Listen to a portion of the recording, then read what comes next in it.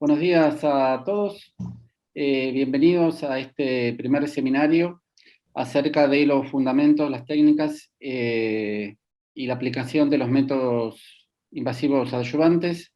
Vamos a tener una sesión seguramente sumamente entretenida y fructífera, donde vamos a hablar acerca de los métodos de fisiología invasiva, acerca de ultrasonido intravascular coronario y acerca de tomografía de coherencia óptica. Me acompaña en la coordinación el doctor Ricardo Constantini, que va a presentar al primer expositor. Muy buenos días. La primera exposición contamos con el doctor Mauro Chavarría Pinto. Él es cardiólogo intervencionista del Instituto de Seguridad y Servicios Sociales del Estado en México. Nos va a comentar su exposición relacionada con fisiología coronaria y evaluación concretamente de la circulación a través de FFAR, fundamentos y evidencia. Adelante, Mauro, por favor. Bueno, antes que nada, muchas gracias a Solás y Leandro y los demás amigos por la cordial invitación a participar en este seminario. ¿Me pueden decir si ya están viendo mis diapositivas, por favor?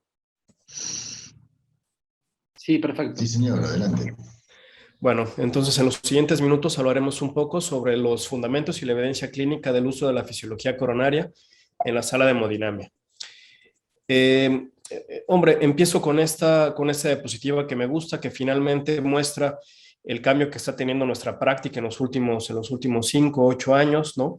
Miren, estos son datos del 2017, 2018, en donde se ve que en Estados Unidos prácticamente ya 3/4 partes del intervencionismo que se hace es considerado como complejo. Estos son bifurcaciones, troncos, CTOs, pacientes post-CABG, ¿no?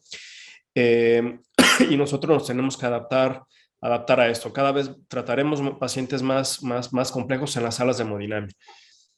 Y un estudio que todos conocemos muy bien, pero que bueno, que vale la pena comentar, pues es el estudio SYNTAX 2. Este es un estudio que se planeó después del estudio SYNTAX 1, en donde fuimos claramente inferiores a la revascularización por cirugía, ¿no? Y en este estudio se puso toda la carne al asador, es la palabra que usamos en México, de toda la revolución que había existido en el campo del intervencionismo, como es obviamente el heart team, una mejor discusión del paciente, el utilizar la fisiología coronaria para tratar las lesiones, decidir cuáles son las que teníamos que tratar, utilizar nuevos stents, optimizar los stents por imagen intravascular y abrir las oclusiones totales crónicas. Y bueno, esta sesión hablaremos prácticamente de estos dos puntos, que es la imagen y la fisiología. ¿Y qué fue lo que se logró en el estudio SYNTAX 2 al compararlo con el estudio SYNTAX 1? Ustedes aquí en la mitad izquierda de la diapositiva pueden ver el resultado primario del estudio SYNTAX 1, en donde al hacer una angioplastia guiada por angiografía poniendo stentaxos sin fisiología y sin imagen y sin abrir oclusiones totales crónicas, eso que es el intervencionismo pues clásico, que desafortunadamente todavía se hace algo en nuestra región, pues al hacer eso es claramente inferior a los resultados que obtenemos con cirugía, ¿no? Al año la incidencia de MACE con esta intervención que ya no es contemporánea, pues tuvimos casi un 18 contra un 12.5% de MACE. Y el estudio SYNTAX 2, que comparó de manera no aleatorizada, ¿no? El brazo histórico del SYNTAX 1, que es este mismo 17.8, contra todo esto nuevo que les acabamos de comentar, que es utilizar el heart team, una mejor estrategia de selección de pacientes con el score clínico SYNTAX 2, utilizar fisiología, imagen, abrir las CTOs y poner buenos stents, pues bueno, nos dio una incidencia de MACE muy similar a lo que tenemos con la cirugía a 2 años, y es importante comentar que esta no es una comparación aleatorizada, no, esto es un brazo histórico, que es el brazo histórico de cirugía del SYNTAX 1, pero bueno, vemos que los resultados del SYNTAX 2 parece ser que no somos muy inferiores a la cirugía si hacemos todas estas cosas que estoy comentando. Y lo que es importante también comentar es que a 3 años la diferencia entre los resultados del SYNTAX 1 y SYNTAX 2 se va haciendo más grande, lo que habla de un efecto duradero de la estrategia, ¿no? Y eso es algo que es importante. Ahora, Me toca hablar de fisiología, hombre, de fisiología, y aunque no es realmente del área del área de hemodinámica, tenemos que hablar un poco del estudio isquemia, que este fue uno de los estudios más importantes presentados el año pasado. En el estudio isquemia se le autorizaron 5,000 y tantos pacientes que tenían isquemia moderada o severa por pruebas no invasivas, eso es importante, ¿no? Y estos pacientes se dejaron a tratamiento médico o se revascularizaron ya sea por stents de manera percutánea o con cirugía. Lo que se vio a 5 años es que realmente no había una diferencia a favor del brazo de revascularización, ¿no? Aquí esto se discutió mucho el año pasado, vemos cómo se cruzan las curvas aproximadamente a los 2 años, pero bueno, un punto importante de la isquemia es que, bueno, la validez externa, ya hay varias publicaciones que dicen que realmente no es tan aplicable a la práctica que tienen la gran mayoría de las salas de hemodinamia y lo más importante a comentar aquí es que realmente en el estudio isquemia no se utilizó la guía de presión, ¿no? Se utilizó en una gran minoría de los pacientes, entonces realmente el concepto o las conclusiones que nos da el estudio isquemia no son tan aplicables a lo que nosotros hacemos con la guía de presión en la sala de hemodinamia. Y bueno, y el concepto de isquemia sigue, ¿no? Este estudio que se publica casi simultáneamente con el estudio de isquemia de los grandes de la medicina nuclear a nivel mundial, muestra cómo claramente la mortalidad se va disminuyendo si nosotros revascularizamos grandes cantidades de isquemia, y este es un registro muy grande de prácticamente 20,000 pacientes. Entonces, bueno, este capítulo de la isquemia no está cerrado y todavía dará mucho que hablar. Lo que sí hay que comentar es que, bueno, en el momento actual vivimos la fisiología, una era de índices derivados de presión, ¿no? Aquí ven un poco un vuelo de helicóptero de lo que es el mundo de la fisiología intracoronaria, que esto empieza por ahí de los 70s, ¿no? El FFR aparece en el 94, se deriva, bueno, el cálculo de los índices de flujo, que es esto que vemos por acá, que lo comentaré un poco al final en el concepto del INOCA, cómo esto está resurgiendo, ¿vale? El brazo de los índices no hiperémicos, que son el primero es el IFR, el PDPA, y hay varios más que también vienen saliendo, y bueno, y el brazo de los índices anatómicos, en donde lo que estamos intentando es estimar de la anatomía la repercusión funcional o la caída de presión de las arterias. Un poco me pidieron que hablara de los fundamentos, pues decidí hablarles un poco de cómo funcionan las lesiones coronarias, la aterosclerosis. Quien tenga interés, le recomiendo mucho esta revisión de Tim Van de Hoof, del europeo del 2015, en donde, bueno, nosotros tenemos aquí el diámetro de la arteria, el perfil de la velocidad de flujo, entramos a la estenosis, aquí tenemos unas pérdidas por fricción, y cuando salimos de la estenosis, aquí se acelera el flujo, y aquí hay separación de flujo, aquí hay remolinos pequeños. Esta es una parte turbulenta de flujo, y después, 2-3 centímetros después, el flujo se vuelve a hacer laminar, pero esto produjo una caída de presión porque esto es una resistencia al flujo. Y esta caída de presión nosotros la medimos, y esto es lo que se le dice el fingerprint de las estenosis, con este tipo de figuras, ¿no? En donde vemos el gradiente translesional dependiendo de la cantidad de flujo. Si nosotros no tenemos estenosis, podremos incrementar muy fácilmente el flujo en la arteria, produciendo una muy leve caída de presión, ¿no? Esto, caída de presión, solo es por pérdidas viscosas en las arterias, que también tienen una resistencia al flujo, aunque es muy baja. Y a medida que más vaya siendo severa la estenosis, la caída de presión será mayor hasta que se rebasa el límite de la autorregulación y ya no puede incrementar el flujo, ¿vale? Esa es la manera en la que funcionan las estenosis epicárdicas. Y la otra manera que nosotros tenemos de ver esto es cuando nosotros combinamos presión aórtica, presión distal y velocidad de flujo, que en este caso es con un sensor Doppler. Aquí vemos una estenosis, se produce, aquí damos adenosina. Con la adenosina se incrementa la velocidad de flujo, y ese incremento de la velocidad de flujo, que es lo que veríamos acá, produce una caída de presión distal, y eso es lo que nosotros medimos con la reserva de flujo fraccionado. Esto, hay un índice que se utiliza con la guía ComboWire, que realmente prácticamente no existe en América Latina, ¿no? Es una guía que se utiliza solo para investigación, ¿no? En donde aquí veríamos, esto sería una fingerprint de una arteria prácticamente normal, donde tenemos una reserva fraccionada de flujo muy normal. Se puede incrementar mucho la reserva de flujo coronario 4 veces, ¿no? Aquí miren el flujo basal, y aquí se incrementó el flujo a hiperemia, ¿no? De 10 subió a 41 el flujo, y prácticamente no hay estenosis. HSR es el índice de resistencia de la estenosis. Entonces, esta arteria prácticamente no tiene una estenosis, y la resistencia microvascular también en este caso es normal. Este es un caso mío de laboratorio, esto es una medición en humanos. Una estenosis moderada, ya veríamos acá una reserva de flujo, un FFR de 0.83, ¿no? Ya no es positivo, pero ya tampoco es una reserva de flujo muy normal. En este caso, el CFR, el Coronary Flow Reserve, está muy agotado, y ya tendríamos una resistencia de la estenosis algo mayor, que sería este número de 0.66, que esta estenosis ya iría por una curva así. Y por último, esto ya sería una estenosis muy, muy severa, en donde tenemos una reserva fraccionada de flujo de 0.44, esto es muy, muy positiva. La reserva de flujo coronario es de 2.4, y aquí la resistencia de la estenosis ya es muy alta, de 1.9. Esta sería una lesión que iría por una curva así, ¿no? Entonces, eso sería un poco hablando de los fundamentos. Ahora, ¿por qué no utilizamos esto en la sala de hemodinamia? Hombre, porque ustedes pueden ver aquí arriba, esta es la presión aórtica.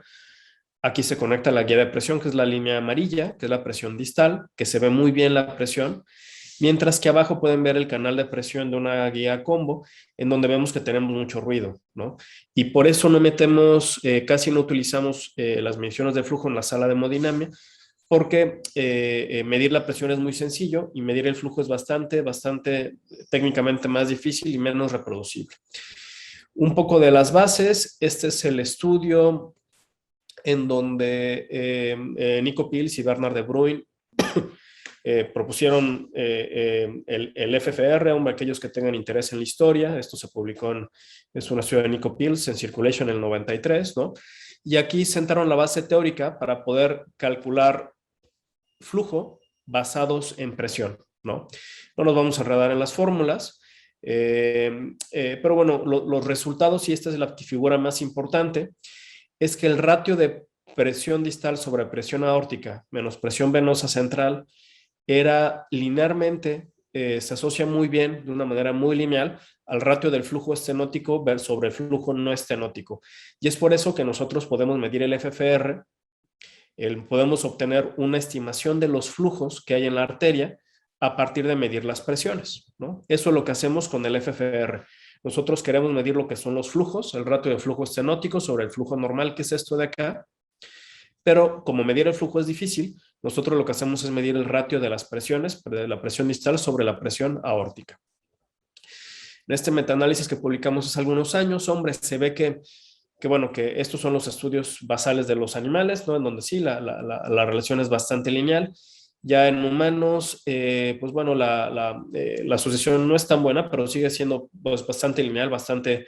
el sesgo no es tan importante, ¿no? Y por eso el FFR lo podemos utilizar, y recordar que si bien estamos midiendo presiones, lo que nosotros queremos estimar es flujo. Ahora, saltando yo un poco a la práctica clínica, ¿para qué nos sirve la guía de presión? Hombre, este es un paciente de mi laboratorio de 73 años con diabetes, angina progresiva e insuficiencia cardíaca. Después, ustedes pueden ver aquí su anatomía coronaria. Y pueden ver que tiene varias lesiones, ¿no? Tiene, por ejemplo, una lesión moderada intermedia, o moderada severa en la bifurcación de la descendente anterior, con esta gran ramo diagonal, ¿no? Tiene una lesión severa en este ramo intermedio. Tiene una lesión severa en el ostium de estas dos obtusas marginales. Y también tiene una lesión severa en el ostium de este ramo posterolateral.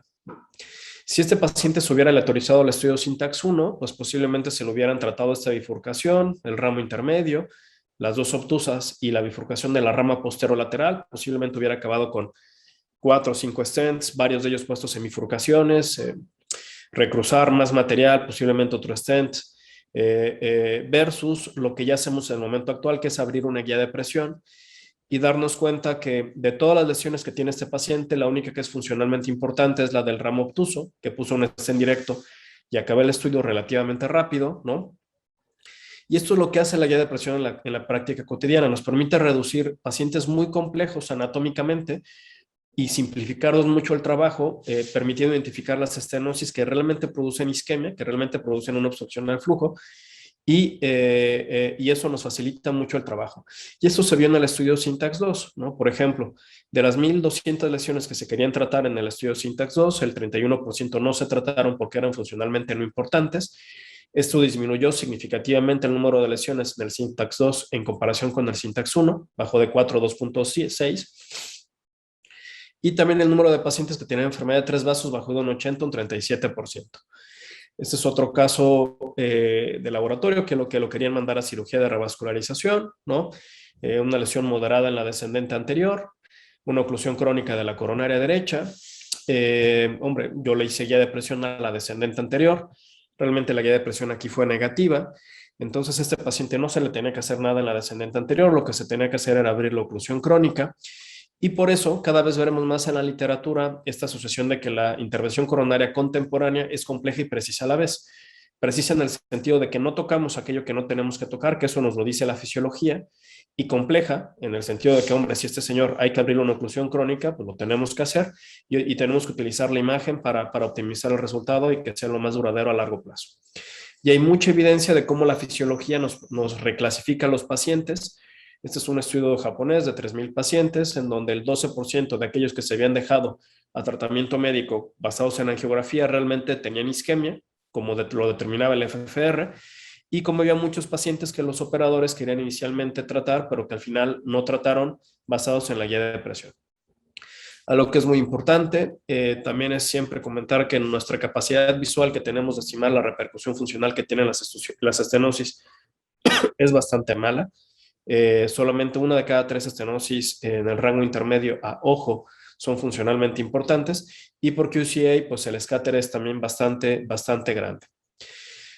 Este es otro caso que me gusta mostrar, que a mí me enseñó mucho en la sala de hemodinamia. Es un paciente que tenía una prueba de esfuerzo positiva, que bueno, que es por limitaciones de nuestro medio en México, es la prueba de isquemia que más se sigue utilizando en el momento actual. Tiene una lesión leve moderada en la descendente anterior, y aquí en la coronaria derecha tiene una haziness, ¿no? Pero realmente el flujo es normal. Yo creo que por angiografía y sabiendo que el vaso pronóstico es la descendente anterior, yo hubiera tratado la descendente anterior. Sin embargo, al hacer la guía de presión, me di cuenta que la guía de presión en la descendente anterior era francamente negativa, y en la coronaria derecha, en esto, que al final fue un nódulo de calcio, que tuvo que hacer rotablación y varias cosas para poderlo tratar, realmente el problema y la isquemia y los síntomas de ese paciente estaban localizados en la arteria coronaria derecha. ¿Qué es lo que hubiera pasado si no hubiera utilizado la guía de presión? Posiblemente hubiera tratado la descendente anterior, me hubiera salido, esto lo hubiera dejado así, y hubiera dejado una lesión con isquemia importante, ¿vale? Y este metaanálisis, que es muy importante, que también a todos les recomiendo echarle un ojo, nos muestra qué es lo que pasa si nosotros dejamos isquemia documentada por la guía de presión. Este es un metaanálisis de 3 ensayos clínicos aleatorizados, el FAME2, el Dynamic 3 Pre-Multi y el CompareAcute, donde se incluyeron 2,400 pacientes que tenían isquemia documentada por la guía de presión, y se siguieron a 5 años. Y lo que se vio es que si la isquemia documentada por guía de presión se deja tratamiento médico en comparación con revascularizarla también por guía de presión, nosotros, estos pacientes que dejamos a tratamiento médico, tendrán un 28% más de riesgo de eventos duros, como es infarto y como es muerte, ¿vale? Entonces, esta sería como una isquemia utilizando la guía de presión. Obviamente no tiene el mismo valor, ni quiero decir que sea lo mismo, pero bueno, esto es un ensayo clínico importante, esto es un metaanálisis importante que incluyó 3 ensayos aleatorizados. Ahora, ¿qué tanto se utiliza la guía de presión en el mundo? Hombre, se utiliza muy poco. Estos números quizás ya habrán subido un poco más, pero no he encontrado literatura más reciente, pero bueno, en nuestro medio pues, se utiliza menos del 6% en América Latina. Y bueno, en comparación con otras regiones del mundo, por ejemplo, este es un estudio reciente de hospitales de los veteranos, ¿no? que incluyó casi 18,000 pacientes. Miren lo que ellos ya utilizan la presión, la guía de presión en All Commerce, prácticamente lo usaban desde hace 10 años en un 15%, ahora lo utilizan casi en un 20%. Ya lo que llama mucho la atención es que en aquellos pacientes que van a hacer intervención utilizan la guía de presión prácticamente en 3 de cada 4, en el 75% de los casos. Y de este mismo registro muy grande de Estados Unidos de 18,000 pacientes, si vemos la mortalidad de all-cause mortality, el utilizar la guía de presión disminuyó prácticamente un 43% la mortalidad en comparación con no utilizarla. Entonces, hombre, realmente tenemos evidencia muy, muy sólida para utilizar la guía de presión. Ahora, ¿por qué la guía de presión disminuye la mortalidad? Hombre, obviamente esto es algo que es complejo, es algo que falta muchos estudios, falta mucha evidencia y tenemos estudios en contra como el Flowers del año pasado, ¿no?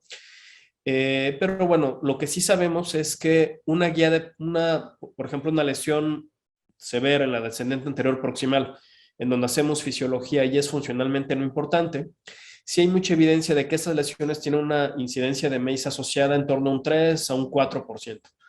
Lo que nosotros sabemos es que los stents que usamos tenemos una incidencia de MACE de un 5, 6, 7%. Entonces, si una lesión que es funcionalmente no importante le ponemos un stent, posiblemente le estemos haciendo un daño al paciente y eso en gran volumen podría explicar un poco el incremento de mortalidad. Hablar un poco para cerrar de los índices no hiperémicos, ya tenemos muchos, ¿no? Hay índices que se basan en todo el ciclo cardíaco, como el PDPA y el RFR, los índices en la diástole, que es el IFR, el DFR, DPR y otro DPR, ¿no? El primero y el más importante es el IFR, y es el único que hay que comentar que tiene ensayos clínicos aleatorizados en su espalda. Y bueno, pues también es cierto que hay que comentar que cuando comparamos cualquiera de los otros índices como el RFR o el DFR de las diferentes compañías, contra el IFR prácticamente el área bajo la curva es de 0.99, esto es, su asociación es muy, muy lineal, entonces se pueden utilizar de manera indistinta, ¿no? Y bueno, que en este registro IRIS coreano, prácticamente todos los índices basales tienen la capacidad de discriminar a aquellos pacientes que tendrán y que no tendrán eventos. De manera clínica, una gran utilidad que tienen los índices basales es el utilizar los pullbacks de caída de presión, ¿no? Esto permite identificar muy bien dónde está la pérdida de energía dentro de las arterias. Este es un caso que me gusta mostrar también. Tiene una lesión moderada severa proximal, una lesión moderada severa equidistal. Hicimos guía de presión, es francamente positiva. Después hacemos un pullback de presión, que es simplemente retirar el sensor de presión y localizarlo hasta acá, hasta el ósseum de la arteria. Y vemos que esta lesión tenía una caída de presión muy importante en la lesión distal, mucho menos importante en la lesión proximal. Yo lo que hice aquí fue tratar la lesión distal, repartí el IFR y ya fue negativo, ¿no? Entonces, los índices basales con los pullbacks de presión nos permiten identificar las lesiones de las arterias que tenemos que tratar y ya podemos identificar así diferentes fenotipos de la enfermedad. Este es un patrón de afección muy difusa. Este es un patrón de afección focal. Obviamente, un stent será mucho más efectivo en un patrón de afección focal que en un patrón de afección difusa. Y con el Sync Vision, pues ya podemos ver la caída de presión superpuesta en el angiograma. Estas dos arterias tienen IFRs positivos, pero aquí tenemos una caída continua de presión a lo largo de la arteria, en donde realmente ponerle un stent o ponerle stents a todo eso es algo que posiblemente no sea lo mejor para este paciente, versus este paciente en donde tratar esta zona pues producirá un gran incremento de presión distal.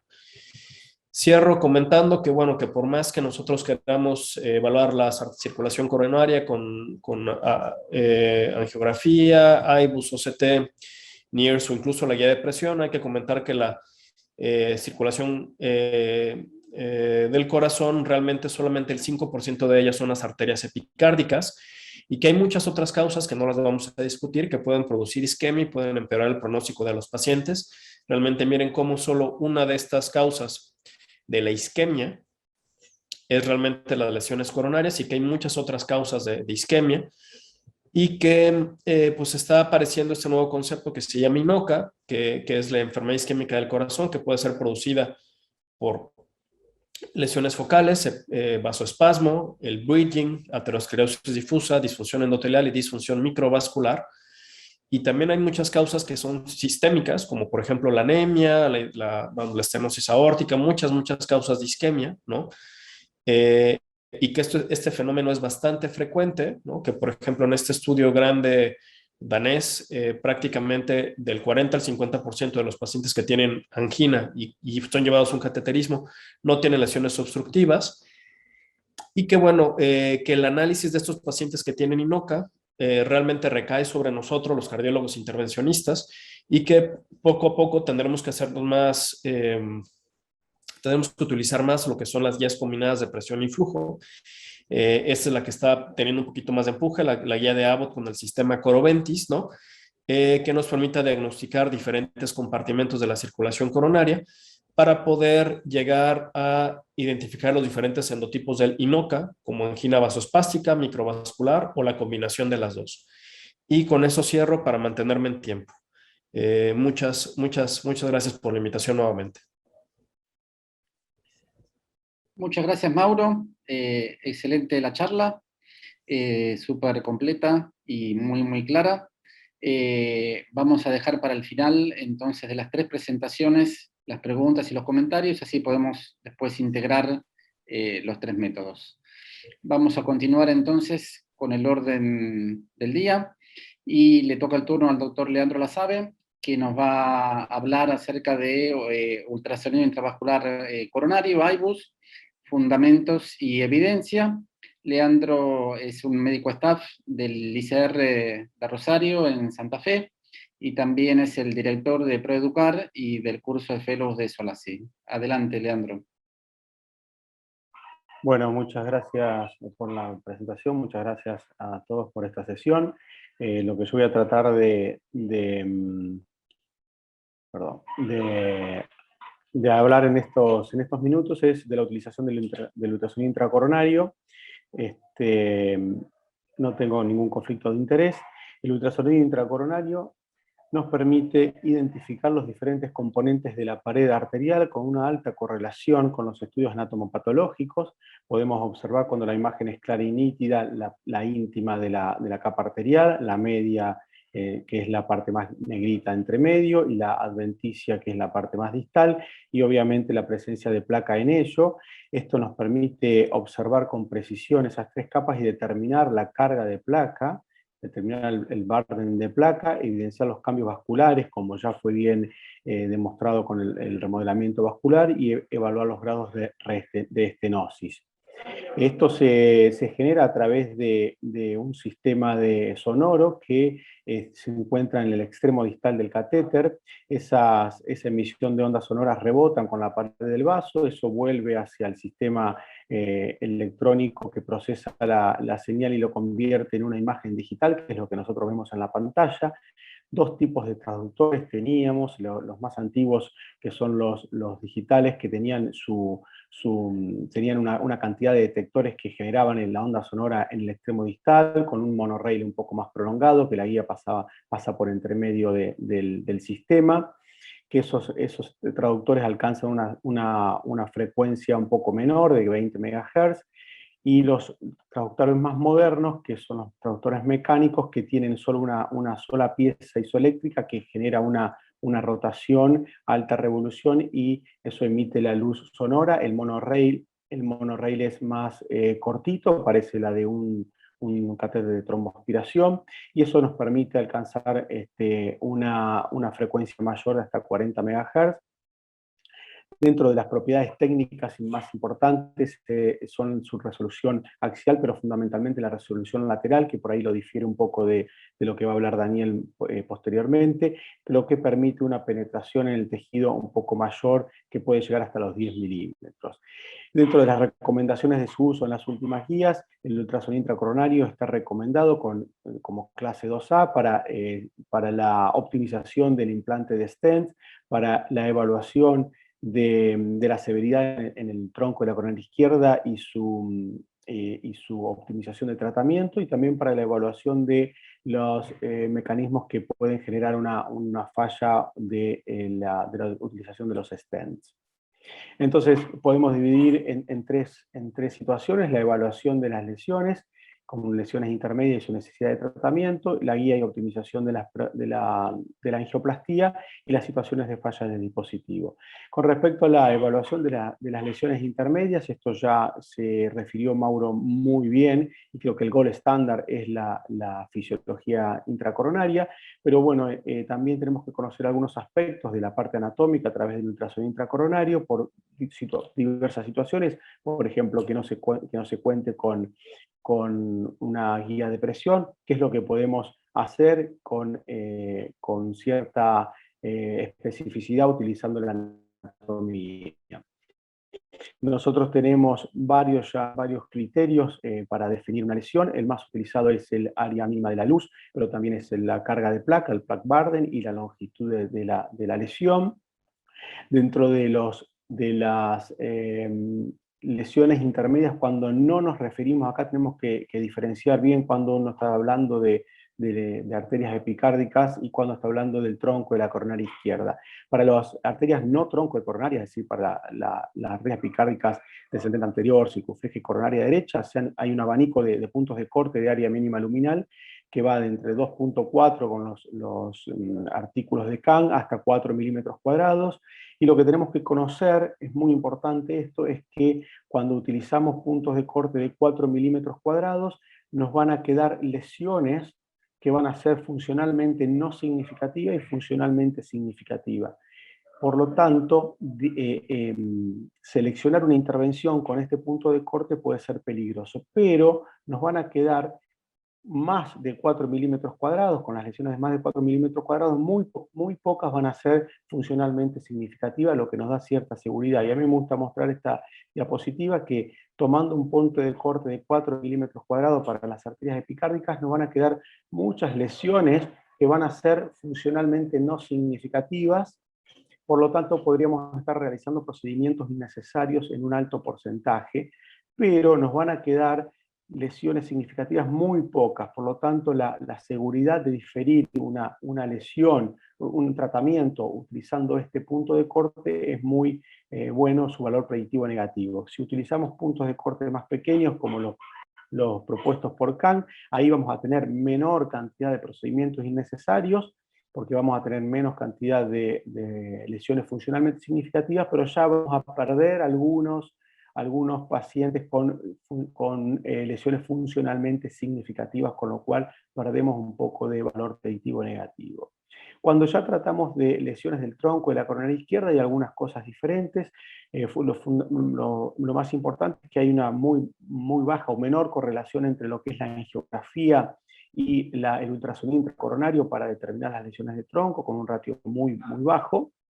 Y que hay una buena correlación entre la parte funcional y la parte anatómica en el tronco de la coronaria izquierda. Se ha determinado un punto de corte de 5.9 o 6 milímetros cuadrados con un área bajo la curva de más de 0,8, lo cual da una buena sensibilidad y especificidad a este punto de corte.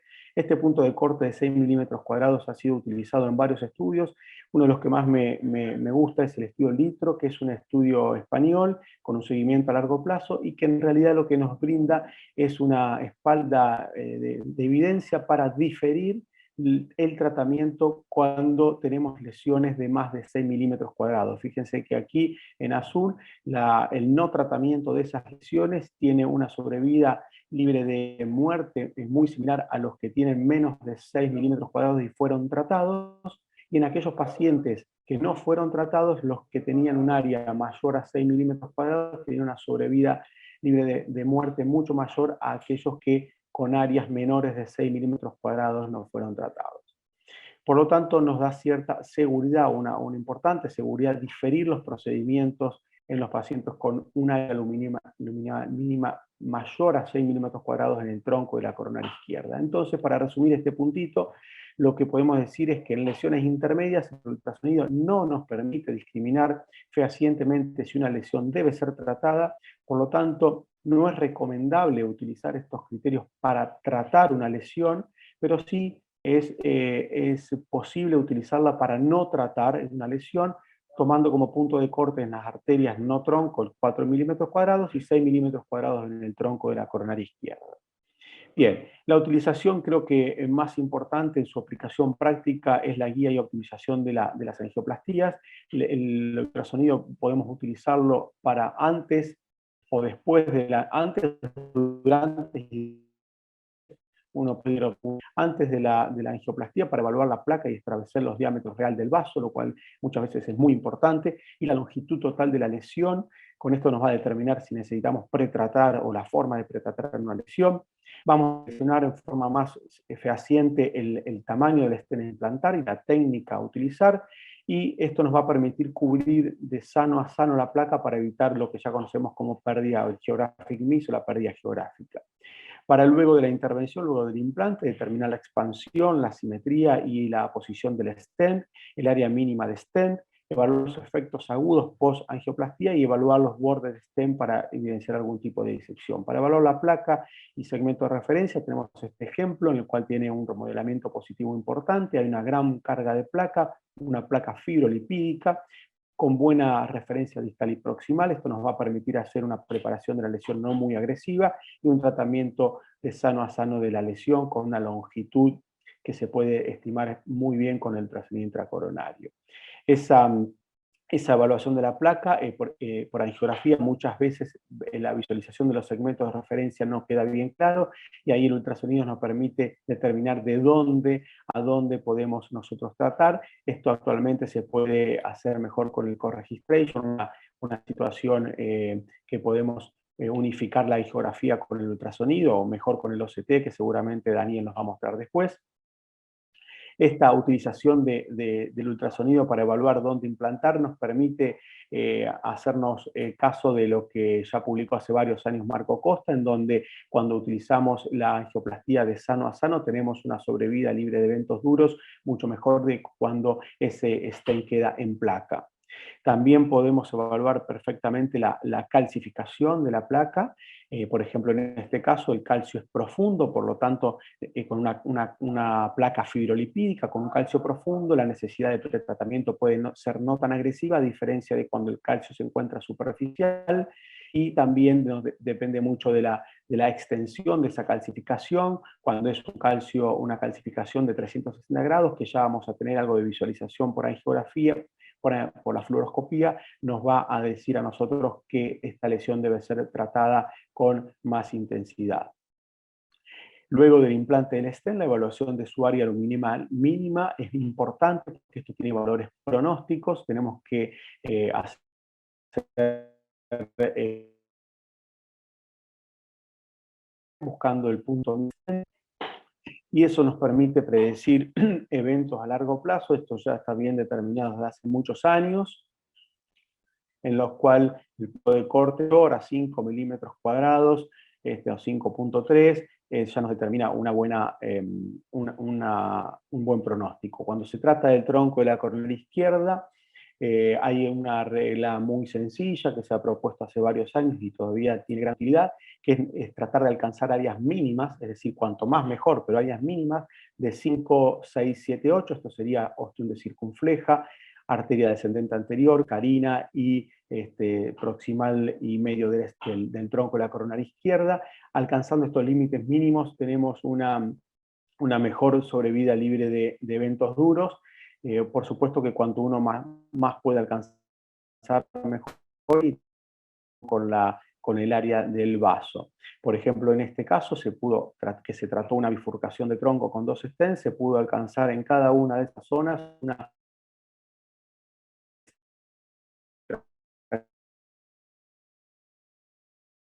nos permite determinar bien la expansión del stent, por supuesto. En este caso, por ejemplo, que angiográficamente este tratamiento nos ha dejado muy satisfecho. Cuando hacemos la evaluación con ultrasonido, vemos que tiene un área de menos de 5 milímetros cuadrados en el osteo y en la circunfleja, por lo tanto esto va a necesitar un tratamiento más agresivo. Lo mismo pasa en las bifurcaciones. Cuando tratamos con 2 stents, angiográficamente puede haber quedado muy muy bien, y cuando evaluamos ese implante a través del ultrasonido, vemos que si bien el vaso principal tiene un área aceptable, el vaso secundario tiene un área, está subexpandido, por lo tanto va a necesitar un tratamiento para evitar una restenosis a futuro. ¿Qué pasa con la parte de evidencia? si debemos guiar los procedimientos. Hay muchos estudios y últimamente han surgido nuevos que nos permiten determinar de que realmente es muy útil la utilización del ultrasonido intracoronario. El estudio DAP10, más de 3.000 pacientes guiados por ultrasonido, comparado con una cohorte de guiados por angiografía, mejor sobrevida libre de trombosis y de infarto para aquellos guiados con ultrasonido intracoronario. Lo mismo para el estudio randomizado IBUS-HPL, en donde más de 700 pacientes guiados por ultrasonido comparados con angiografía, la sobrevida libre de eventos de muerte, infarto o TLR fue significativamente menor, hasta 12 meses, guiados con la angioplastía. Hay algunos metaanálisis, uno de ellos es este metaanálisis que evaluó más de 9.000 pacientes, en los cuales se determinó con una estadísticamente significativo una mejoría en favor de los eventos MACE para los tratamientos guiados con ultrasonido intracoronario, y así hay más evidencia. ¿Qué es lo que nosotros vemos cuando utilizamos ultrasonido intracoronario? Esta diapositiva es antigua, pero a mí me gusta mucho porque es lo que nos permite ver por qué esos mejores resultados que uno ve cuando compara con la angiografía. ¿Por qué? Porque fíjense, en esta encuesta que está asociada al estudio ADAPT-10, se vio que en el 40% de los casos se eligió un stent mayor o un balón mayor del que se iba a elegir. En el 20% se fue a una mayor presión, en el 20% también se utilizó un stent más largo de lo que se iba a utilizar, y en el 20 o 21%, 13% por su expansión y 8% por mala posición, se volvió a hacer una nueva dilatación, lo cual con la angiografía uno no lo hubiese hecho. Y en el 7% se colocó un stent adicional del que se iba a poner. Es decir, que se logran cambios y podemos ver por qué estos resultados con ultrasonido son mejor que con angiografía, porque hay cosas que nosotros con angiografía solo no hubiéramos, como es, por ejemplo, el eje mayor en casi la mitad de los casos. Por último, para ya ir finalizando, hay algunas fallas del dispositivo, fallas del stent que pueden ser bien evidenciadas por el ultrasonido intracoronario y no por la angiografía. Por ejemplo, la mala posición de los strats, como en este caso, que angiográficamente esto es prácticamente indetectable. Por angiografía se puede ver perfectamente esta mala posición, o la presencia de disección en los bordes de los stents, que muchas veces va a requerir la necesidad de otro stent, como ya se vio en eso que mostré recién. El conocimiento de por qué hay una restenosis, o si es una restenosis común o no. En este caso, por ejemplo, este paciente implantó un stent metálico en la arteria ascendente anterior de mucho tiempo antes. Se vio que no se trataba de su expansión, no se trataba de ninguna falla, sino que se trataba simplemente de lo que se llama como neoaterosclerosis, o formación nueva de aterosclerosis por dentro del stent. También nos permite evaluar las fracturas del stent, como una fractura tipo 4 en stent, donde se puede ver diseminadas las astas de los stent, y sabemos que cuando hay fractura del stent la probabilidad de restenosis es superior al doble. Y también se puede identificar cuando no hay una lesión, como en este caso de una mujer joven con configuración auricular, que había suspendido su anticoagulación por sangrado, ingresa con un infarto agudo de miocardio, donde podemos ver una falta de relleno que podría ser tranquilamente un coágulo. Esto se aspiró, luego de la tromboaspiración. Nosotros angiográficamente no veíamos lesión, y con el ultrasonido intracoronario pudimos corroborar de que realmente era una embolia y que no había ninguna placa, ninguna lesión, ninguna disección, con lo cual esta paciente no se trató con ningún stent, obviamente. Es decir, que también nos permite descartar la presencia de alguna lesión en algunos casos. Como conclusión es simplemente decir que el ultrasonido intracoronario no es un método adecuado para determinar la necesidad de tratamiento de una lesión. Esto ya lo mostró bien recién Mauro, que es la fisiología el gold estándar. En el tronco de la coronaria izquierda y en algunos vasos epicárdicos se puede utilizar para diferir con seguridad, utilizando los puntos de cortes de 4 milímetros cuadrados y 6 para el tronco, cuando no disponemos de FFR o de alguna prueba funcional. Es un excelente método para guiar y optimizar la revascularización, ya que nos proporciona los mejores resultados clínicos y angiográficos. Es un método de elección para situaciones especiales como subexpansión, mala posición, disección de bordes, hematoma, fractura del stent, etc. Obviamente que Daniel nos va a ilustrar mucho mejor con la tomografía de coherencia óptica, pero el ultrasonido intracoronario también se puede utilizar para eso. Esto es todo, muchísimas gracias. Muchísimas gracias, Leandro. Un pantallazo más que completo relacionado con el ultrasonido intracoronario para determinar cómo es la fisiopatología del síndrome obstructivo y para guiar además, como comentaste, los resultados de las intervenciones coronarias. Para continuar con este seminario, disponemos la presencia del doctor Daniel Jamiel, es cardiólogo intervencionista del Instituto Dante Passanese en Brasil. Él nos va a ilustrar, sobre todo en tomografía de coherencia óptica, haciendo más hincapié en sus fundamentos y la evidencia clínica disponible al día. Muchas gracias, Daniel, por tu participação. Muito obrigado, Ricardo, pela apresentação. Obrigado ao Leandro pelo convite e a Solace. E um prazer estar junto de amigos e experts no assunto para falar um pouquinho sobre tomografia de coerência óptica. Como o Leandro já mencionou, a tomografia de coerência óptica é um método de imagem, mas que, ao contrário do ultrassom, utiliza a luz na sua faixa de frequência infravermelha para fornecer as imagens que nós obteremos nas artérias coronárias. A vantagem que mais salta aos olhos é a capacidade de ter uma maior resolução axial.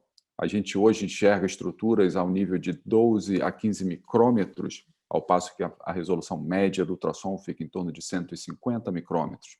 Mas a gente também tem melhor resolução lateral, o que permite um melhor refinamento na identificação de estruturas laterais na parede da artéria.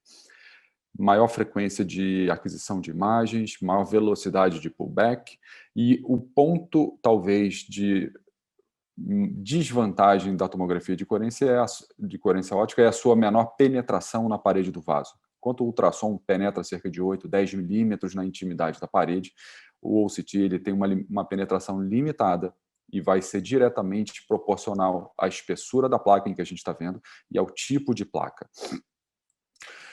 Como também apresentado pelo Leandro no ultrassom, é um equipamento que dispõe de um catéter de imagem, um dispositivo de pullback que faz a tração do catéter, há a possibilidade de se trabalhar com um table-side controller ou não, e um console móvel, em que você faz a conexão do equipamento e trabalha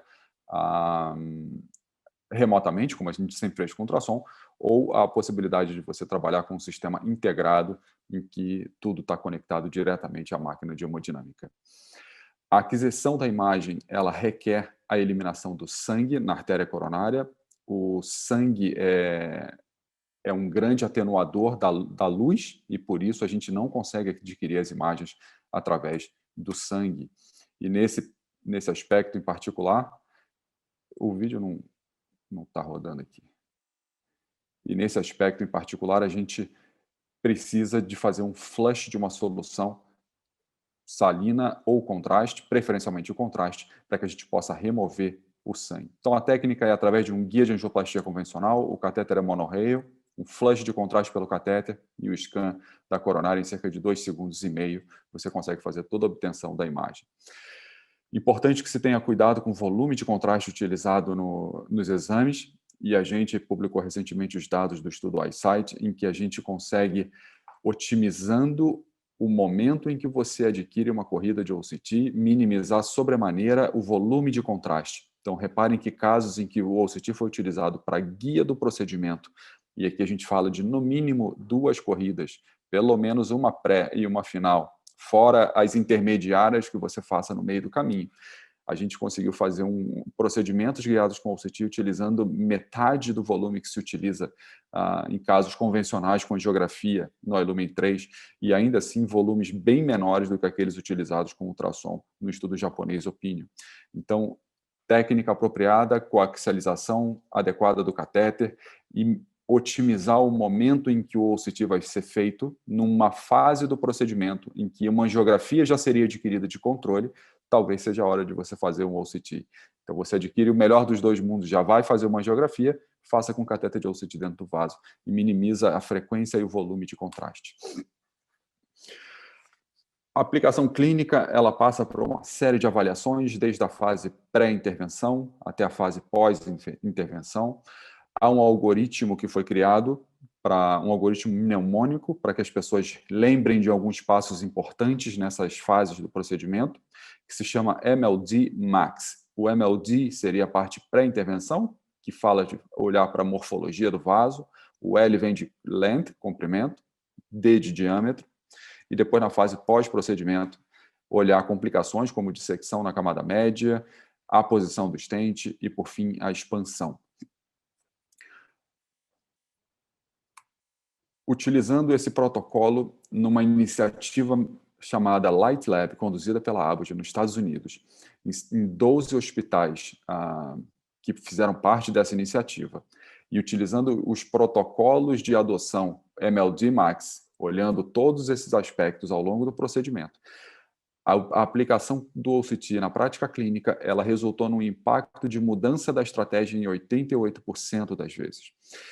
E a maioria da mudança na intervenção se deu na fase pré-intervenção, em 83% dos casos. Na fase pós-intervenção, o impacto ainda foi de 1/3 das lesões. Então, isso ressalta mais uma vez que o uso da imagem intravascular, ele se faz preponderantemente na fase pré-intervenção, que é quando a gente tem a oportunidade de planejar o nosso procedimento, embora fazer o uso apenas após o implante do stent te dá a possibilidade de otimizar, mas todo o planejamento foi feito com base na angiografia. Então, planejar é sempre melhor do que você corrigir um erro a posteriori. Interessante notar que, na fase pré-intervenção, a maior parte da mudança, em quase 50% das vezes, se deu por avaliação da lesão e a percepção da necessidade de preparo do vaso, um preparo mais adequado. Mudanças no comprimento e diâmetro do stent também aconteceram, isso já é classicamente documentado, a gente sempre acaba vendo landing zones melhores e o tamanho real do vaso, então muda a técnica, mas a novidade foi realmente na mudança da estratégia com relação ao preparo do vaso. E na fase pós-intervenção, sem muita surpresa, a principal mudança foi com relação à correção de subexpansão, que é o principal preditor de eventos adversos. Falar um pouquinho sobre a morfologia.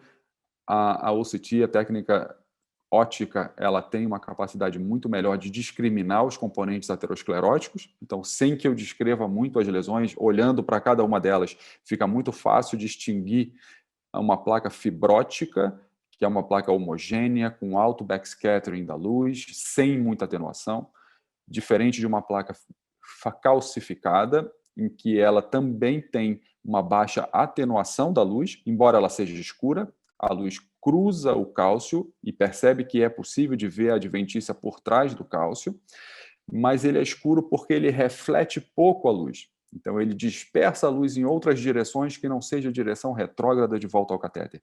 E é por isso que ela é escura. Ela é uma placa que produz baixo backscattering, baixo retorno da luz e baixa atenuação. Ela permite a passagem da luz. E a placa lipídica, que também é escura, mas agora, diferentemente do cálcio, ela bloqueia a passagem da luz. Então, essa é uma placa que tem um alto grau de atenuação. Então, fica muito fácil de distinguir uma placa de alta reflexão com baixa atenuação, baixa reflexão com baixa atenuação e alta atenuação da luz, com praticamente nada de retorno da luz. Interessante notar que a transição entre a capa fibrosa e o lipídio que atenua a luz fica mais evidente ainda. Repare que o tecido fibroso que cobre o lipídio, ele brilha mais do que a camada íntima fibrosa do outro lado. E isso acontece pela mudança de interface entre o lipídio que absorve a luz e a placa fibrosa que reflete a luz. Então, isso acaba ressaltando a capa fibrosa, o que permite com que a gente identifique aspectos de alta vulnerabilidade. Um dos pontos importantes é que é possível, por essa fácil identificação da capa fibrosa, mensurar sua espessura, e isso acontece de forma bastante precisa. A presença de inflamação local com agregado de macrófagos, esse aspecto pontilhado na intimidade da placa, que produz até pequenas sombras raiadas na face posterior do vaso, também é possível de identificar com o OCT. Vasculatura intraplaca, que quando se rompe gera hemorragia intraplaca e também é uma das causas de síndrome aguda. ou efetivamente olhar para os acidentes de placa, e não precisa muita descrição para mostrar a descontinuidade da capa fibrosa numa grande placa lipídica, com a ruptura da mesma, algum trombo residual.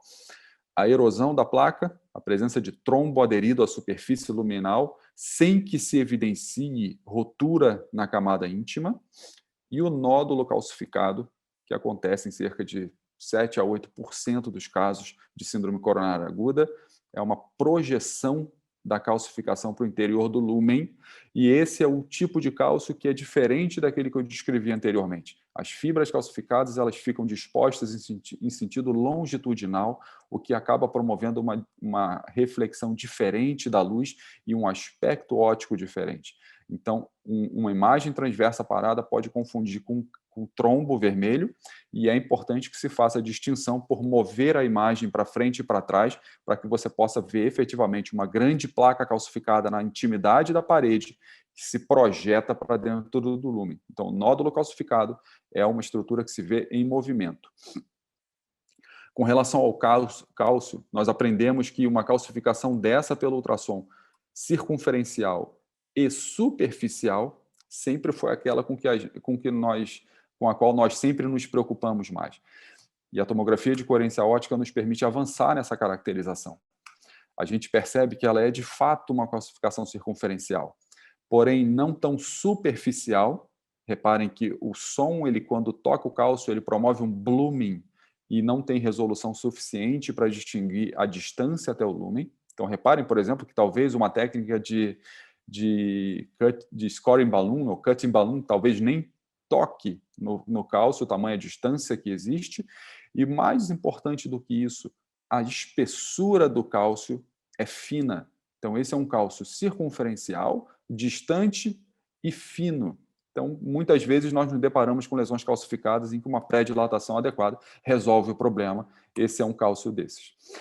A evidência nos mostra que quando nós conseguimos modificar o cálcio com o crack do mesmo, a gente consegue resultar em maiores áreas finais do estente e promover maiores ganhos luminais.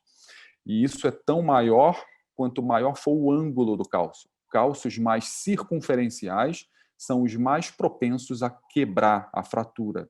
O cálcio muito excêntrico e muito espesso é o mais difícil de quebrar. E, obviamente, aquele cálcio que é menos espesso também é o cálcio em que a gente consegue uma modificação mais frequente, e aqui mostrando a espessura dele em torno de 50 micrômetros. Foi publicado recentemente um score de OCT para quantificação do cálcio, e 3 variáveis são importantes aqui. A distribuição circunferencial, com um ângulo maior do que 180 graus, em que pontua 2 pontos. A espessura máxima do cálcio, quando maior do que 0,5 milímetro ou 500 micrômetros, ela pontua 1, e o comprimento longitudinal do cálcio, maior do que 5 milímetros, também pontua 1. Esse score vai de 0 a 4, e quanto maior for o score, foi demonstrado que menor vai ser a expansão alcançada pelo estente. Então, há uma relação praticamente linear entre o grau de calcificação pelo score e a capacidade de expansão que você vai ter após o implante do estente. Esse é um preditor importante. Outras situações em que a morfometria pode ter um papel é ilustrado por esse exemplo de um senhor de 58 anos, diabético, que teve um infarto com supradesnível do segmento ST na parede inferior. Esse paciente foi trombolizado no hospital de atendimento primário e transferido para a nossa instituição 4 dias após o infarto. Ele teve critérios de reperfusão, estava assintomático, e a coronariografia dele mostrava essa lesão moderada no terço médio da coronária direita. E há sempre o questionamento do que fazer. Ele teve um evento, ele foi reperfundido a tempo, ele teve critérios de reperfusão, ficou assintomático após o evento agudo, e agora ele vem com uma lesão coronária moderada. Há evidências que digam que a estabilização clínica, intensificar tratamento com estatina e reabilitação cardíaca podem promover a estabilização dessa placa. Mas, certamente, quando nós olhamos por dentro e vemos que essa placa é extremamente obstrutiva, muito mais do que parecia na coronariografia, uma área luminal de 1 milímetro quadrado, isso promovia uma expansão de uma estenose de 80% da área, mas, mais importante do que isso, no ombro proximal, a gente observa uma grande placa lipídica com os sinais de rotura, presença de inflamação e trombo residual. Então, aqui a gente tem um fenótipo de alto risco com a identificação do mecanismo fisiopatológico da síndrome coronária aguda e entende que talvez essa placa seja de maior risco, conforme demonstrado por um estudo italiano chamado CLIMA, de mais de 1.000 pacientes que tinham aqui um cenário diferente de uma lesão não culpada na descendente anterior. E eram todas lesões não obstrutivas que foram acompanhadas por 1 ano. E aquelas que tinham a combinação de 4 aspectos morfométricos, uma área luminal mínima menor do que 3,5 milímetros quadrados, uma capa fibrosa menor do que 75 milímetros, um arco lipídico maior do que 180 graus, ou a presença de macrófago, tinham uma chance de eventos adversos 7,5 vezes maior do que aqueles pacientes que tinham um fenótipo de melhor estabilidade. Faço a ressalva aqui que a avaliação da área luminal mínima por método de imagem, e nesse caso é uma compilação de estudos do ultrassom intracoronário, eles têm uma capacidade diagnóstica baixa em predizer a fisiologia conforme avaliado pelo FFR. Reparem que o valor preditivo positivo de qualquer daqueles pontos de corte é extremamente baixo e a acurácia global é em torno de 67%. A OCT, por fornecer melhor resolução axial e melhor delineamento do lúmen, fornece um melhor valor preditivo positivo e promove um aumento moderado na acurácia em caracterizar o significado funcional de estenose, de forma que, independentemente da melhor resolução do OCT, esse aspecto ainda é um território da fisiologia coronária, conforme o Mauro disse para a gente. Então, a avaliação do significado funcional de lesões não tem papel a avaliação da área mínima por qualquer critério que vocês obtenham na literatura. A correlação é moderada e a capacidade diagnóstica bem questionável. Com relação ao comprimento das lesões, importante que a gente busque as regiões mais normais do vaso possível, de preferência com maior área luminal. Então, esse é um exemplo de uma bifurcação da DA com ramo diagonal, em que a gente tem uma referência proximal praticamente normal, conforme vocês podem ver pela medida da membrana elástica externa. Entramos na região da placa, próximo da bifurcação. Nessa região, o vaso começa a ganhar lúmen, mas ainda há uma placa lipídica excêntrica nesse ponto, até que chegamos na parte mais distal do vaso, nesse ponto, em que temos um vaso completamente normal, conforme é possível ver pelo arco da membrana elástica externa. Então, é importante olhar a morfologia das referências e olhar o tamanho do vaso pelo que a gente chama do lumen profile. A gente também demonstrou, e obviamente a distância entre uma referência e outra vai determinar para você o comprimento da lesão. Nós demonstramos previamente, há um tempo atrás, que a presença de uma placa lipídica e, fundamentalmente, um fibroateroma de capa fina na região da landing zone do stent é um dos principais preditores para dissecção de borda, aumentando o risco em 6 vezes. Então, muito cuidado na seleção da landing zone, olhar também a morfologia e evitar essas placas lipídicas na região. Com relação ao diâmetro, como você quantifica o stent, talvez essa seja a parte mais importante, e existem diversos critérios na literatura, para perfis mais agressivos até os perfis menos agressivos. Nós publicamos esse ano o protocolo iSight, em que nós identificamos o diâmetro do stent da seguinte forma. Procuramos a membrana elástica externa em pelo menos 180 graus da circunferência. E 180 graus é um número que a gente utiliza porque permite pelo menos a medida de um diâmetro da membrana elástica externa do vaso numa região livre de lipídio. Se isso for o caso, nós medimos a membrana elástica externa e utilizamos o diâmetro médio da membrana elástica externa. Caso contrário, nós buscamos o diâmetro máximo do lúmen com uma atenção para a excentricidade. Então, se o lúmen for muito excêntrico, a gente vai com a média. Se ele for um lúmen mais para concêntrico, a gente usa o diâmetro máximo do lúmen. Depois verificamos se há uma discrepância maior do que 0,5 milímetro entre a referência proximal e a distal. Caso haja essa discrepância, nós utilizamos a medida da menor referência, que pode ter sido quantificada como a membrana elástica externa ou como lúmen.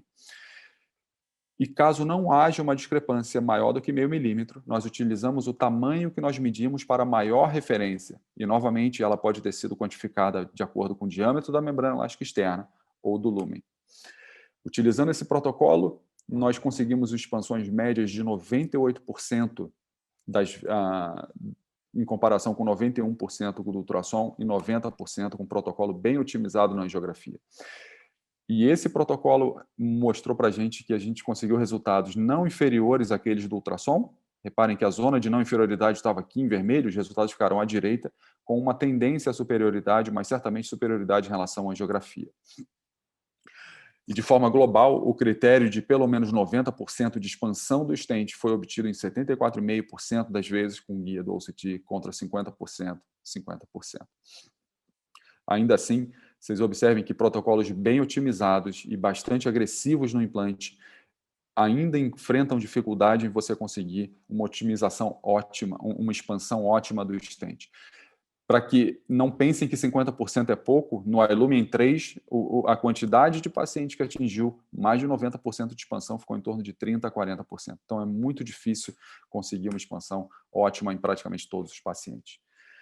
Pós-implante do stent, olhar para complicações, nós podemos ter os pequenos intimal tears, até dissecções que ficam restritas ao ateroma, a placa, evoluindo para dissecções mais profundas que promovem uma expansão da camada média, levantamento da média com exposição da adventícia ou mesmo os hematomas intramurais, que são essas imagens em formato de meia-lua, que empurram a íntima para dentro e expõem a adventícia para fora. Sem muita evidência, o que o protocolo MLD Max da Abbott propõe é que dissecções que vão pelo menos até a camada média e que ocupem um quadrante da circunferência do vaso são aquelas significativas e talvez mereçam algum tipo de reação. E o consenso europeu de imagem propõe que dissecções que vão até a camada média, que ocupem mais de 60 graus da circunferência e ocupem mais de 2 milímetros em comprimento do vaso, sejam corrigidas e tratadas com implante de novo stent. Novamente, não existem evidências robustas com relação a essas recomendações. A posição, como o Leandro bem disse, a separação da haste dos stents da parede vascular. É possível a quantificação automática dos segmentos de má posição. Aqui na nossa máquina a gente bota em vermelho aquelas que são acima de 300, em amarelo entre 100 e 200. E novamente o protocolo MLD Max propõe como má posições importantes aquelas com mais de 300 micrômetros e mais de 3 milímetros em comprimento do vaso. O consenso europeu fala de 400 micrômetros com mais de 1 milímetro quadrado. 1 milímetro de comprimento do vaso. Fato é que a má posição aguda, desde que o stent esteja bem expandido, ela não tem nenhuma associação com evento adverso no longo prazo, então a gente sempre tem um cuidado em não superreagir a informações. Algumas vezes você vê um ponto de má posição numa borda do stent, e isso, se o stent está bem expandido como um todo, dificilmente vai gerar algum evento. Por fim, falando da expansão do stent, esse é o critério de maior relevância e existem formas diferentes de se quantificar isso na literatura. O importante é que a gente identifique os pontos distais do stent, as referências do vaso e a área mínima do stent. Então, esse é um critério que a gente chama de expansão absoluto. Qual foi a menor área que você conseguiu atingir dentro do stent? E depois se identifica as regiões de referência. E aí você pode fazer a média das referências e comparar a área mínima contra a média das referências. E isso é o que a gente chama de expansão relativa. A literatura nos mostra que os pontos de expansão absoluta, o MSA, eles variam, então podem ser de 5 milímetros quadrados na era dos stents farmacológicos, no registro de Boston. Reparem que o valor preditivo negativo é ok, mas o valor preditivo positivo é muito baixo. E 5 milímetros quadrados vai depender, obviamente, do tamanho do vaso que você está trabalhando. Então, trabalhar num vaso de 2,5 milímetros, certamente isso aqui é muito bom. Trabalhar num vaso de 3,5 milímetros, certamente uma área de 5 é muito ruim. Um estudo italiano, Clio PCI2, também olhou para a área mínima do stent e verificou que 4,5 milímetros quadrados foi um dos preditores independentes para a ocorrência de eventos adversos. Então, há números com relação à área absoluta. Eu sou uma pessoa particularmente cética com relação a isso. Eu acho que a gente tem que olhar isso no contexto do caso. Esse é um exemplo de como a gente pode aplicar o conceito de expansão. Então, tinha sido um stent longo para descendente anterior, envolvendo uma técnica de K-crush para um ramo diagonal. Após o procedimento, eu faço o OCT E embora o resultado angiográfico esteja ok, nesse ponto C, a gente vê uma área de 3,6 milímetros quadrados, que promovia uma expansão uma subexpansão de 20% em comparação com a referência distal, ou de 48%, se você considerar a média das duas referências. Mas talvez num vaso que você tenha desproporções de calibre dessa monta, o ideal fosse a gente ter qual seria o tamanho real, ponto a ponto, do meu stent ao longo de todo o segmento tratado. Qual deveria ser o lumen ideal? E esse conceito vem no que a gente chama do Minimum Expansion Index. Esse foi um conceito que eu participei da concepção dele quando eu estava em Cleveland fazendo a minha formação em 2011, em que a gente busca a área atual do lumen que nós ganhamos contra qual seria o lumen ideal do vaso, levando em consideração a referência proximal, a distal e descontando todos os ramos laterais que vão acontecendo no caminho. Lembrem que a coronária ela tem uma característica fractal, ela só perde calibre quando emite ramos laterais. E isso a máquina faz de forma automática. Então, nós temos uma região de subexpansão, naquele ponto de 3,60, está aqui em vermelhinho, a expansão menor do que 80%, mas, fundamentalmente, nós temos uma grande região de subexpansão proximal, com uma expansão global de 68%, em que a área do stent é bastante grande em comparação com o resto, porque ela está proximal ao ramo diagonal. Mas essa parte necessitava muito mais trabalho de expansão do que aquele ponto. Correção feita, e agora nós temos a expansão de praticamente 100% da prótese, melhora daquela área luminal, e agora a correção, reparem que não há mais nenhum ponto vermelho e uma expansão adequada da prótese na parte proximal à bifurcação. Então, sempre olhar também a nossa expansão relativa do stent ao longo de todo o segmento. Esse conceito do MEI, ele possui melhor correlação com o resultado final pelo FFR do que o método convencional e talvez seja o futuro na forma de nós avaliarmos. Aqui, como os preditores de eventos relacionados ao dispositivo e revascularização da lesão-alvo, junto com o FFR final, o MEI também foi identificado como um dos preditores independentes. Um exemplo de aplicação dos conceitos, uma paciente com uma lesão grave numa trifurcação do tronco, a gente faz a corrida inicial para verificar o tamanho do vaso. Esse é um tronco na parte proximal normal, com quase 11 milímetros quadrados. Esse tronco tinha 4,2 milímetros de diâmetro da membrana elástica externa à membrana elástica externa, muita calcificação, espessa e circunferencial ao nível da bifurcação. A origem do ramo intermédio é maior do que o ósteo que promove a abertura para circunflexa. Conseguimos ver uma placa calcificada que fica oposta à origem dos ramos.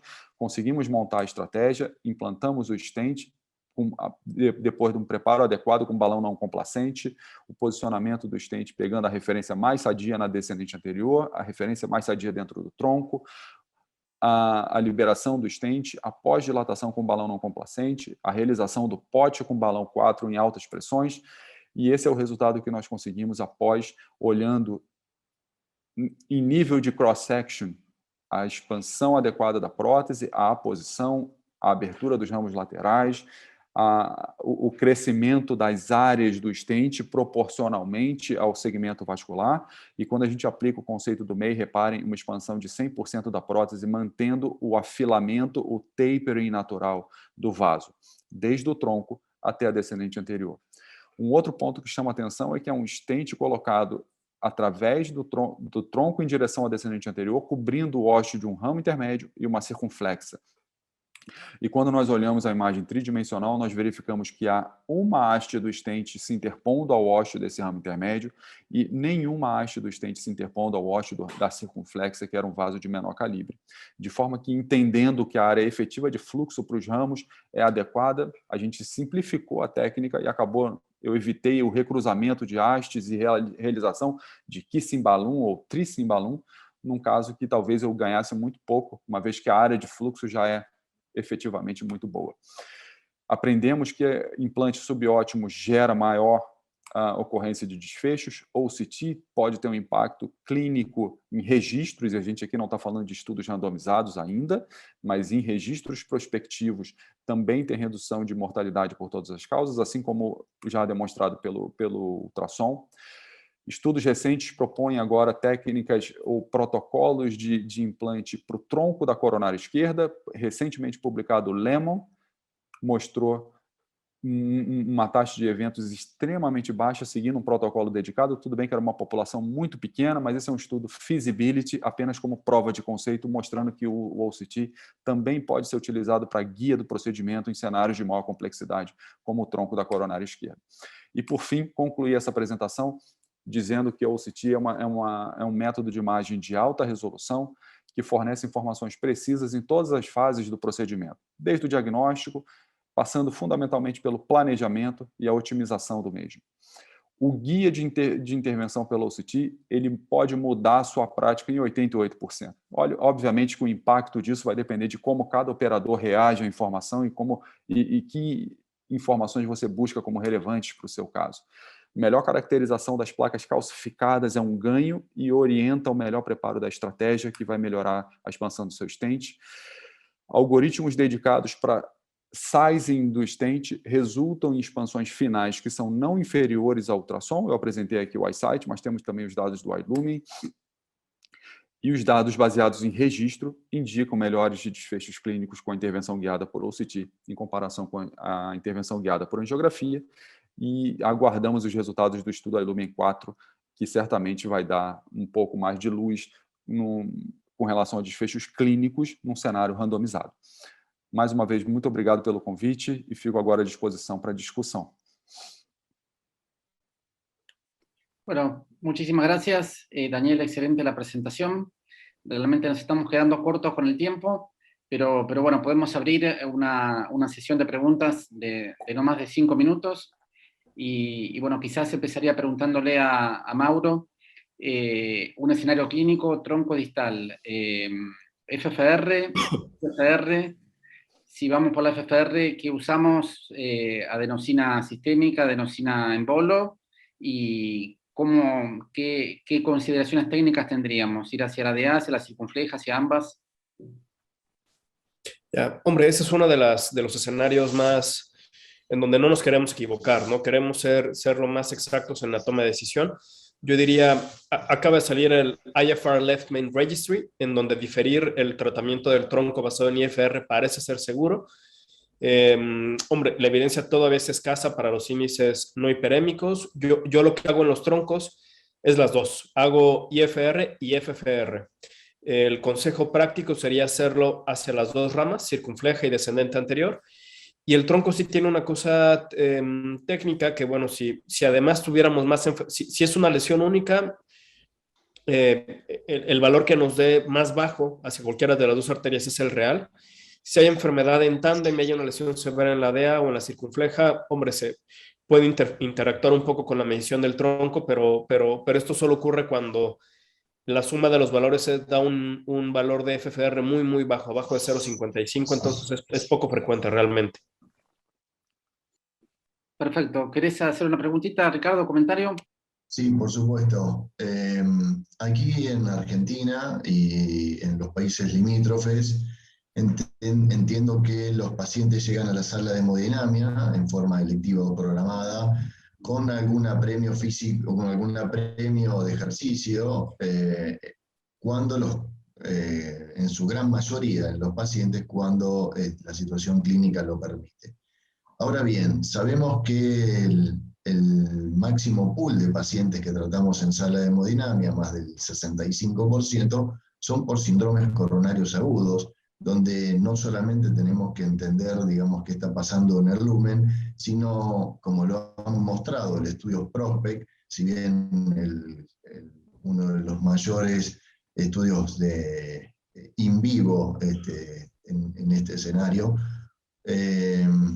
cómo utilizan cada uno, más que la preferencia del método, sí a su decisión clínica terapéutica y del tratamiento basado en la fisiopatología o solamente para testear el final de la intervención.